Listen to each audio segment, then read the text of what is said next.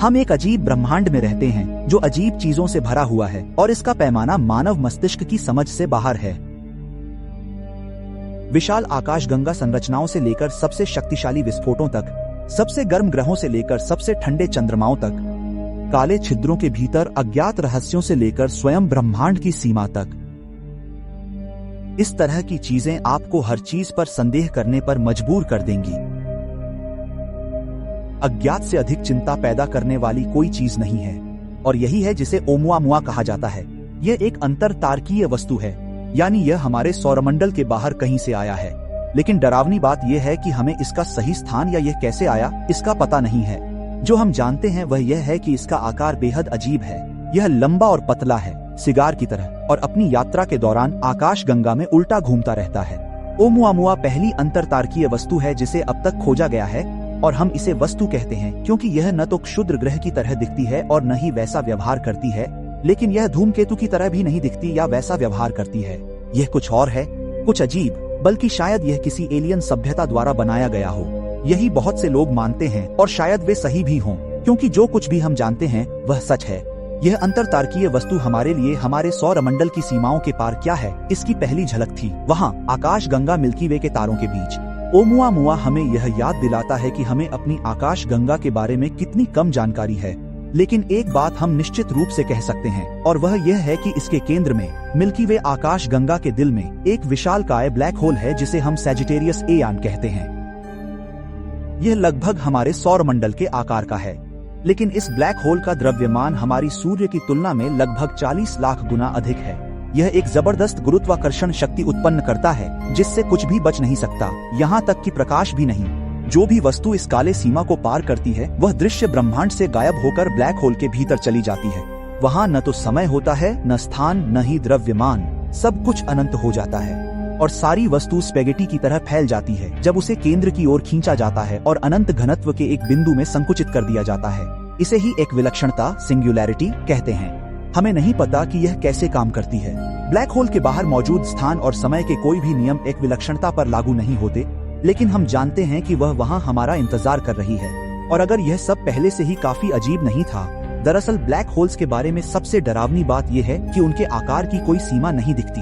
हमारी आकाशगंगा के केंद्र में स्थित ब्लैक होल पृथ्वी के मुकाबले विशाल लग सकता है, लेकिन वास्तव में ब्रह्मांड के स्तर पर वह छोटा ही है। TON 618 अब तक खोजे गए सबसे बड़े ब्लैक होल्स में से एक है। उसका द्रव्यमान सूर्य के द्रव्यमान से कहीं अधिक है। यह सूरज से 66 अरब गुना अधिक भारी है। वास्तव में यह पूरी मिल्की वे आकाशगंगा से भी अधिक भारी है। फिर भी यह हमसे बहुत दूर 18 अरब प्रकाश वर्ष की दूरी पर है, इसलिए चिंता करने की कोई जरूरत नहीं है। जब आप सोचते हैं कि अंतरिक्ष यात्री बनने के लिए क्या क्या चाहिए, तो आप वर्षों की ट्रेनिंग, अत्यधिक सटीकता और दबाव में शांत रहने की क्षमता की कल्पना करते हैं। यही वह चीज है जिसे क्रिस हेडफील्ड अपनी मास्टर क्लास प्लेटफॉर्म पर स्पेस एक्सप्लोरेशन की ट्रेनिंग में पढ़ाते हैं। उन्होंने यह बताया कि अंतरिक्ष यात्री अनजान परिस्थितियों के लिए कैसे तैयार होते हैं, और इसने मेरी समस्या सुलझाने की सोच को बदल दिया। अब मैं धरती पर भी समस्याओं को हल करने के बारे में अलग तरह से सोचता हूँ। ये सिर्फ तेज प्रतिक्रिया देने की बात नहीं है, बल्कि यह जिज्ञासा बनाए रखने, अनुकूलन की क्षमता और लगातार सीखते रहने से जुड़ा है। इस सोच ने मेरे इस चैनल को चलाने के तरीके को भी प्रभावित किया है। जब मैं अगली पीढ़ी के रॉकेट्स जैसे किसी विषय पर एपिसोड तैयार करता हूँ, तो मैं चुनौतियों के बारे में उसी तरह सोचने की कोशिश करता हूँ जैसा हेडफील्ड बताते हैं। बड़ी समस्याओं को छोटे हिस्सों में बांटना, उन चीजों पर ध्यान केंद्रित करना जिन्हें नियंत्रित किया जा सकता है, और दबाव में भी शांत रहना। और यह तरीका सिर्फ अंतरिक्ष यात्रा तक ही सीमित नहीं है, बल्कि इसके बाहर भी बहुत प्रासंगिक है। मुझे जो बात पसंद है वह है ऐसे लोगों से सीखना कितना आसान है। मास्टर क्लास में विज्ञान, तकनीक, लेखन, नेतृत्व और अन्य क्षेत्रों में 200 से अधिक ट्रेनिंग कोर्स शामिल हैं। आप कभी भी और कहीं भी इन पाठों को सुन सकते हैं, या ऑडियो मोड में बदलकर इन्हें पॉडकास्ट की तरह भी सुन सकते हैं। प्लान्स सिर्फ $10 प्रति माह से शुरू होते हैं, और हर महीने नए कोर्स जोड़े जाते हैं। यह एक शानदार तरीका है कि आप इस छुट्टियों के मौसम में बेमतलब ब्राउजिंग की जगह कुछ ऐसा करें जो वाकई आपके विकास में मदद करे। आप मास्टर क्लास की वार्षिक सदस्यता पर 50% तक की छूट प्राप्त कर सकते हैं। आपको बस वीडियो के विवरण में दिए गए लिंक पर क्लिक करना है या उनके QR कोड को स्कैन करना है, ताकि उन्हें पता चले कि हमने आपको भेजा है। दुनिया के बेहतरीन विशेषज्ञों से सीखें और मास्टर क्लास के साथ खुद का सबसे बेहतरीन संस्करण बने। अगर आप कुछ चिंता करने लायक चीज ढूंढ रहे हैं, तो आपको यह जानकर चिंता हो सकती है कि हमारी आकाशगंगा टकराव के रास्ते पर है। हमारी सबसे करीबी पड़ोसी आकाशगंगा का नाम एंड्रोमेडा है, और वह हर दिन हमारे करीब आती जा रही है। आखिरकार गुरुत्वाकर्षण की ताकत दोनों आकाशगंगाओं को एक दूसरे की ओर खींच लेगी। लेकिन यह असल में शाब्दिक अर्थ में टकराव नहीं है, बल्कि यह आकाशगंगाओं के विलय जैसा है। क्योंकि अंतरिक्ष बहुत विशाल है और ज्यादातर खाली है, इसलिए यह संभावना बहुत कम है कि दोनों आकाशगंगाओं के कोई तारे या ग्रह आपस में टकराएंगे। इसलिए अगर यह आज भी हो जाए तो शायद आपको तब तक पता भी न चले जब तक आप सितारों की ओर न देखें और पाएं कि रात का आसमान पूरी तरह बदल गया है। ऐसा नहीं है कि हम में से कोई भी यह देखने के लिए मौजूद होगा। अनुमान है कि यह आकाशगंगा टकराव अब से 4 से 5 अरब साल के बीच कभी भी हो सकता है। और अगर एक आकाशगंगा से टकराव ही काफी नहीं है तो हम एक और विशाल आकाशगंगा की अराजकता की ओर भी खींच रहे हैं, जिसे ग्रेट अट्रैक्टर कहा जाता है। यह एक रहस्यमय और अब तक न समझी गई शक्ति है जो आकाशगंगाओं को ऐसे अपनी ओर खींचती है जैसे कोई ब्रह्मांडीय वैक्यूम क्लीनर हो। और फिलहाल हम और हमारी स्थानीय समूह, जिसमें लगभग 1000 आकाशगंगाएं शामिल हैं, उसके प्रभाव क्षेत्र में फंसे हुए हैं। और इसका कारण कि हम ग्रेट अट्रैक्टर को देख नहीं सकते ये है कि वह हमारी आकाशगंगा के केंद्र के दूसरी ओर स्थित है, जो कि वही विशाल ब्लैक होल है। नहीं, हम इसके पार नहीं देख सकते और इसे हम परिहार क्षेत्र, जोन ऑफ अवॉइडेंस कहते हैं। लेकिन ऐसा माना जाता है कि इस आकर्षण का स्रोत लगभग 1 लाख आकाशगंगाओं का एक विशाल समूह है, जिसे शाप्ले सुपर क्लस्टर कहा जाता है। यह हमारे स्थानीय ब्रह्मांड का सबसे घना क्षेत्र है।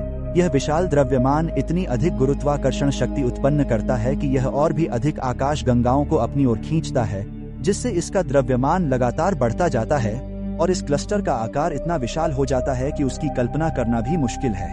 और यह तो हमारे ब्रह्मांड के भीतर मौजूद विशाल संरचनाओं की केवल एक झलक है, जिन्हें हम पूरी तरह देख या समझ नहीं सकते। और इस विशाल आकाशगंगा क्लस्टर के विपरीत बूट्स ग्रेट वॉइड फैला हुआ है, जो एक ऐसी अंतरिक्षीय जगह है जो अविश्वसनीय रूप से खाली है और जो 700 मिलियन प्रकाश वर्ष दूर स्थित है। इस खाली क्षेत्र में केवल 60 आकाशगंगाएं हैं, जो अंतरिक्ष के एक हिस्से में स्थित हैं, जबकि उम्मीद की जा रही थी कि वहां लगभग 2000 आकाशगंगाएं होंगी।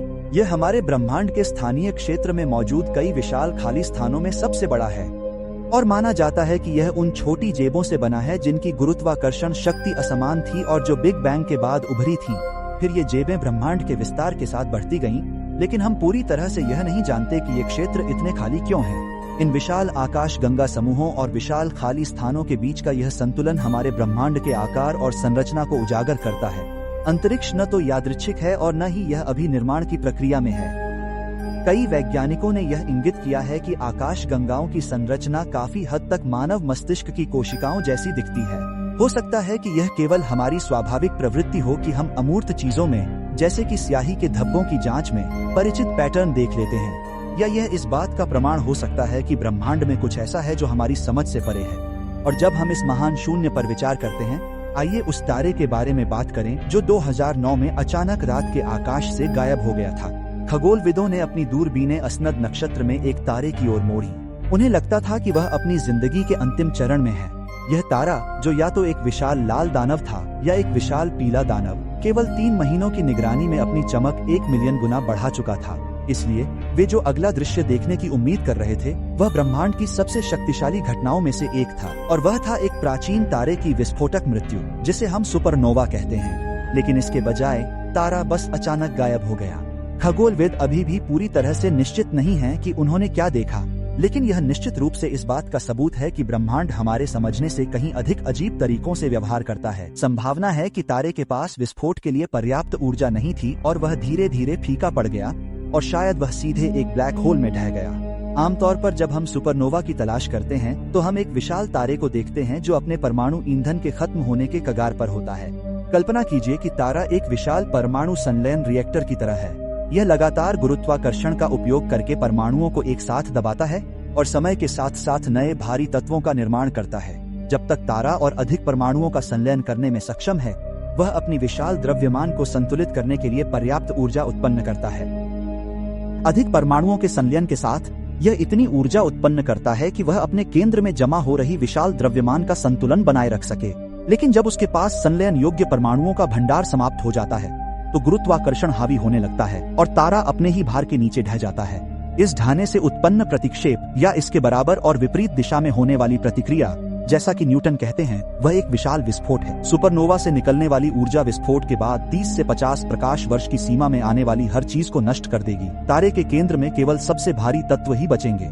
फिर यह कोर अपने ही भार के नीचे फिर से ढह जाएगा और इस बार इतनी अधिक सघनता प्राप्त कर लेगा कि वह एक नया ब्लैक होल बना देगा। संभावना है कि हमें अगली बार सुपरनोवा देखने का मौका एक तारे से मिलेगा जिसका नाम है बेटेलग्यूस।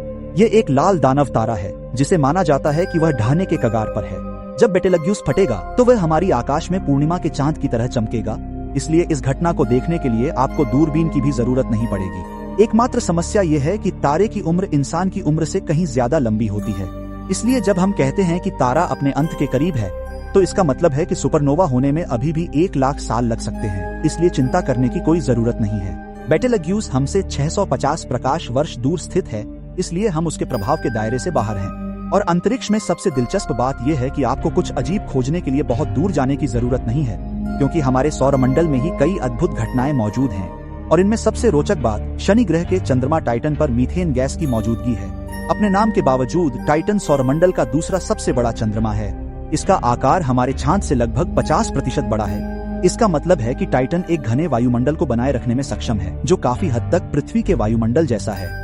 इसमें बादल बनते हैं और सतह पर तरल के रूप में बारिश होती है, जिसे नदियां और झीलें ढकती हैं। लेकिन यह तरल पानी नहीं है, बल्कि ये मीथेन गैस है। पृथ्वी पर मीथेन हमेशा गैस के रूप में पाया जाता है और हम इसे आमतौर पर प्राकृतिक गैस कहते हैं। लेकिन यहाँ सौरमंडल की गहराइयों में तापमान लगभग 300 डिग्री सेल्सियस शून्य से नीचे चला जाता है और टाइटन के वायुमंडल के भीतर यह भीषण ठंड मीथेन को बहने वाले तरल में बदल देती है। यह टाइटन को सौरमंडल में पृथ्वी के अलावा एकमात्र ऐसा स्थान बनाता है जिसके सतह पर स्थायी तरल मौजूद है। इसीलिए हमें वही हाइड्रोलॉजिकल चक्र, वाष्पीकरण, संघनन और वर्षा मिलता है जिसे हम अच्छी तरह जानते हैं, लेकिन यह पूरी तरह से अजीब तरीके से दोबारा निर्मित हुआ है। और अगर आपको यह अजीब लगता है तो जानिए क्या होता है जब परिस्थितियां बिल्कुल विपरीत हों और कोई ग्रह अत्यधिक गर्म हो जाए, न कि अत्यधिक ठंडा। हम एक सौरमंडल के बाहर के ग्रह की ओर देख रहे हैं जिसका नाम है केपलर 10b। यह हमारे सौरमंडल से बहुत दूर है, लगभग 560 प्रकाश वर्ष। और हालांकि यह ग्रह आकार में पृथ्वी के समान है और समान चट्टानों से बना है, लेकिन यह एक बिल्कुल अलग सौर वातावरण में स्थित है। केपलर 10b अपने मेजबान तारे के बिल्कुल पास स्थित है, सिर्फ 0.002 पृथ्वी सूर्य दूरी पर, और यह लगभग 20 गुना अधिक नजदीक है। सीधे तौर पर यह पृथ्वी और सूर्य के बीच की दूरी का केवल 0.002 हिस्सा है, और यह बुध और सूर्य के बीच की दूरी से लगभग 20 गुना अधिक करीब है। इसका परिणाम यह है कि केपलर 10b अत्यधिक गर्मी का सामना करता है। अनुमान है कि इस ग्रह की सतह का तापमान 1300 डिग्री सेल्सियस से भी अधिक हो सकता है, और जब कोई पथरीला ग्रह इस तापमान तक पहुँच जाता है, माना जाता है कि कुछ बहुत ही अजीब होना शुरू हो जाता है। लावा की बारिश। यह केवल सतह को पिघली हुई चट्टानों से ढकने तक सीमित नहीं रहेगा, बल्कि तारे की गर्मी लावा को वाष्पित कर सकती है, जिससे वह बादलों में उठकर तरल चट्टानों के रूप में संघनित हो जाता है और फिर आसमान से गिरता है। शायद सबसे अजीब जगह वास्तव में ब्रह्मांड का किनारा है, या दृश्यमान ब्रह्मांड की सीमा। सिद्धांत रूप में अंतरिक्ष की कोई सीमा नहीं है, बल्कि यह सभी दिशाओं में अनंत है। लेकिन इस अनंत ब्रह्मांड में से हम पृथ्वी से जितना देख सकते हैं उसकी एक सीमा है। यह एक रेखा है जो 46 अरब प्रकाश वर्ष दूर है, और इस सीमा के पार वह प्रकाश है जो कभी भी पृथ्वी तक नहीं पहुंचेगा, चाहे हमारा ग्रह अनंत काल तक भी क्यों न रहे। यहीं पर समस्या है। प्रकाश की गति स्थिर है। हम जानते हैं कि कोई भी चीज अंतरिक्ष में प्रकाश की गति से तेज नहीं चल सकती, लेकिन हम यह भी जानते हैं कि ब्रह्मांड का विस्तार हो रहा है और इस विस्तार की गति स्थिर नहीं है, बल्कि यह तेज हो रही है।